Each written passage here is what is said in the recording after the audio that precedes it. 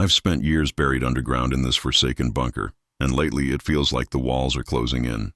Not just the steel and concrete, but the ones in my mind. The air down here is too cold, too dry, like it's sucking the life out of me one breath at a time. There's no escaping the endless hum of the ventilation system. It never stops. Not at night. Not when I'm awake. Not even when I dream. And the dreams? God, they're worse. I was supposed to be a cog in the machine, a soldier doing his duty, following orders, keeping his head down. But something's changed. I feel it under my skin. My hands tremble when I write. My palms sweat for no reason. I see things now, tiny things I never used to notice. The way people glance at me when they think I'm not looking. The whispers that die the moment I walk into a room. There's a pressure in the air, a waiting, like everyone knows something's coming. Something none of us can stop. Today proved it. I found a report buried deep in a drawer I don't even remember opening. The title on the front, Substrate. The word alone made my stomach twist. At first, the pages didn't make sense. Disjointed fragments, technical jargon. But the longer I read, the tighter the knot in my chest became. Something is happening here. Something massive. Something I was never meant to see. And it's already begun. Whether we like it or not, it's too late to stop it. The word won't leave my mind, substrate, like an itch beneath my skull. I try to ignore it, focus on routine, the buzz of lights, the echo of boots on metal floors, the metallic clink of trays in the mess hall. But it's useless. No one talks about it, not directly. They just move through the motions, pretending nothing's wrong. Yesterday, I overheard Vulov, one of the senior techs, speaking in hushed tones with Dr. Wu. I couldn't make out the words, but the look in his eyes told me enough. Fear. When he saw me, he smiled, a forced, plastic smile that made the hair on my neck rise. And then the strange things began to happen to me too. The whispers in empty corridors, the flicker of lights that lasted just a second too long, the faint sound of metal scraping somewhere deep below, where no one is supposed to go. I checked the maintenance logs. Nothing. So, like an idiot, I went down there myself. The deeper I descended, the colder the air became, unnaturally cold. My lungs burned with every breath. When the door opened at the bottom, a stench hit me like a wave. Metallic, sour, rotten. It wasn't just decay. It was alive. Breathing, watching. I left fast. Didn't even look back. But the smell followed me all the way to my quarters, clinging to my clothes, my skin, my thoughts. That's when I noticed the time. I'd lost hours, 2, maybe 3. I don't remember what happened. One moment I was in the elevator, the next staring at the clock, hands shaking. Who would believe me if I told them? Nobody. So I did what everyone else here does, pretend it's normal. But it isn't. The truth's been here all along, buried beneath the lies and routines. The substrate is real. It isn't just alien material. It's alive. It doesn't come from another planet. It comes from somewhere else. Somewhere that defies everything we know. And it's not just changing bodies. It's changing minds. The files I found prove it. The subjects, they aren't human anymore. Their eyes are hollow. Their bodies twisted in ways that shouldn't exist. One name stood out among the reports, Ivan. But the thing in the picture, that wasn't Ivan anymore. His skin was stretched thin over sharp, unnatural muscle. His eyes black as oil, his movements jerky, like a puppet learning how to walk. I felt the room close in around me as I read. My chest tightened, sweat beating down my neck. The file in my hands felt like it was burning me, pulling me deeper into its madness.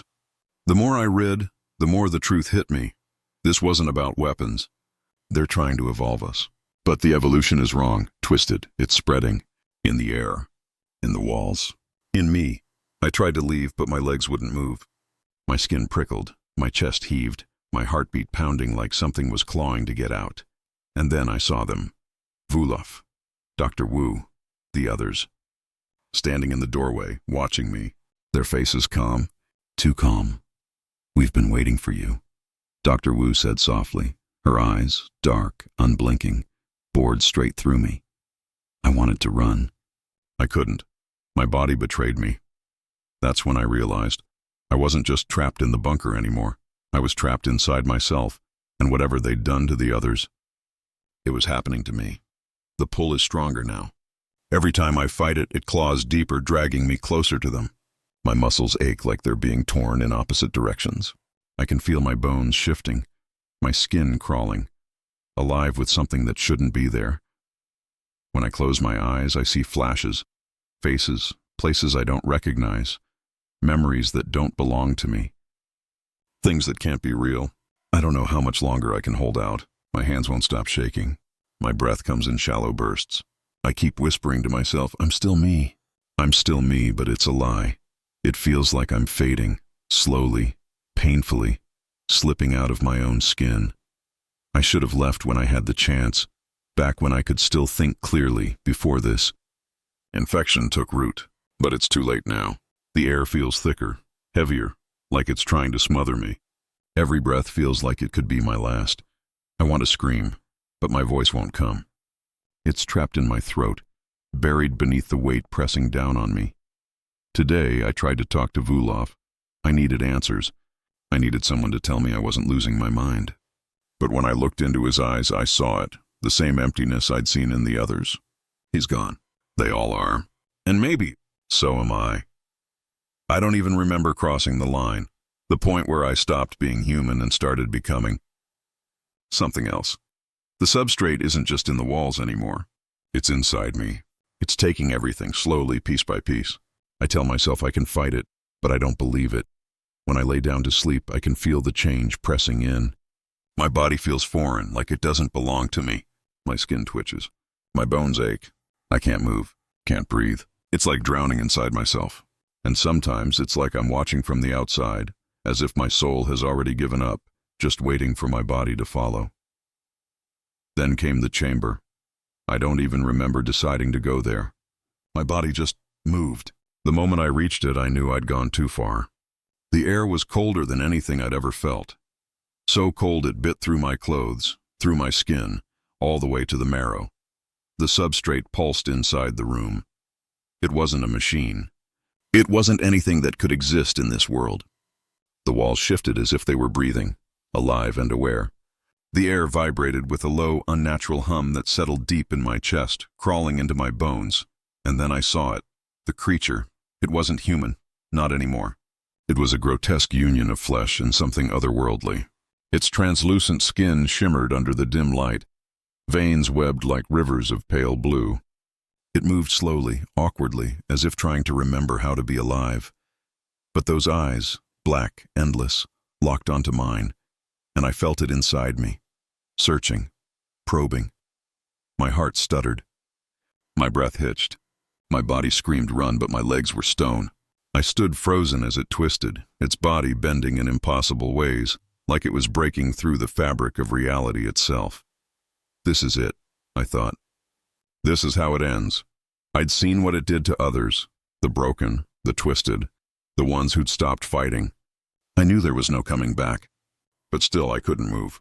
The air thickened, pressing against my chest until every breath burned. And then I heard it, a voice inside my head. Why are you still standing here? The words weren't mine. The realization hit me like lightning. It was the creature. It was inside me. I tried to push it out, to block it, but its voice slithered through my mind, wrapping around my thoughts, coiling tight. I knew you'd come. The words weren't spoken aloud. They didn't need to be. They pulsed through my skull, alien and cold, curling around every corner of my brain. They didn't sound human, but I understood them. You're part of this now. The meaning hit me harder than any physical blow. This thing wasn't just a creature. It was a force, a consciousness. It had been inside all of us from the beginning, whispering, waiting, reshaping us from within. Every change I'd felt, every tremor, every whisper, every nightmare, was it? Burrowing deeper, the transformation wasn't starting, it was finishing, and I was already too far gone to stop it. I can't fight this anymore. Maybe I never could. The cold has sunk too deep now, not just into my skin, but into my bones, into my blood. It's like the mountain itself is consuming me piece by piece. I can feel myself becoming part of it, part of the substrate. And as I stand there watching the creature, feeling it twist inside me, a terrible realization hits me. I don't even know if I want to fight anymore. The fear is still there, sharp, alive. But beneath it, something darker stirs, something seductive. It promises release. From pain, from fear, from the constant struggle to survive. It whispers in my mind, its voice like silk over steel, urging me to let go, to surrender, to become one with it. And for the first time since this nightmare began, I hesitate. The pull is too strong, the temptation too deep. My humanity, everything I've clung to, begins to slip through my fingers. My heart pounds as I take a step forward, breath trembling, mind fracturing. I wonder as I cross that invisible line if I'm still Dimitri Pro, or if that name already belongs to someone else. Time loses meaning. Minutes, hours, it doesn't matter anymore. My body no longer feels like mine, and my thoughts, they aren't mine either. Something is moving through me, flowing under my skin, through my veins, reshaping me into something unrecognizable. Every breath is a battle. The air burns like fire, thick and alive. The harder I resist, the stronger it pulls. Something is calling from within. Something that was never human to begin with. The others, Vulov, Dr. Wu, they're gone. Not dead, not really. Just changed. Their bodies twisted, their eyes empty, their souls consumed. I've seen what they've become, and now I see it in my reflection. My eyes are black, unblinking. My skin stretched thin, veins glowing faintly beneath it. The changes are happening faster now. I want to scream, but even that feels foreign. The bunker walls seem to breathe. The metal pulses softly like a living heart. I can feel it, the substrate, pressing down, swallowing everything, and yet, I don't run. I can't. There's nowhere left to go. The world outside is gone. We lost it long before we ever came here. When I stepped closer to the substrate, I wasn't surrendering. I was transforming. It wasn't just physical. It was something deeper, beyond comprehension. I've lost my humanity. Maybe I never truly had it. The others who came before us understood that before I did. Now I understand. The substrate isn't killing us. It's evolving us, pulling us toward something greater, something beyond the limits of human thought. The terror fades, replaced by an eerie calm, because in this new existence there's no pain, no fear, no me. I don't know if anyone will ever find this place. Maybe they'll seal it off, pretend it never existed. But down here in this hollow silence, I feel the truth. The substrate didn't just destroy me. It saved me. It freed me from the illusion of being alive. I was never living, just pretending. Now I'm part of something infinite. The old world is dead, and a new one is already being born, through us.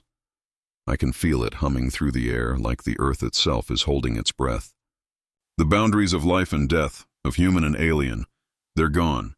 I've become something else, something in between. The faces of the others, Vulov, Wu, flicker through my mind one last time before they dissolve into the dark. They're still here, not as people, but as echoes. As part of this, the substrate is alive. It's breathing. It's spreading. Through the soil, through the walls, through me.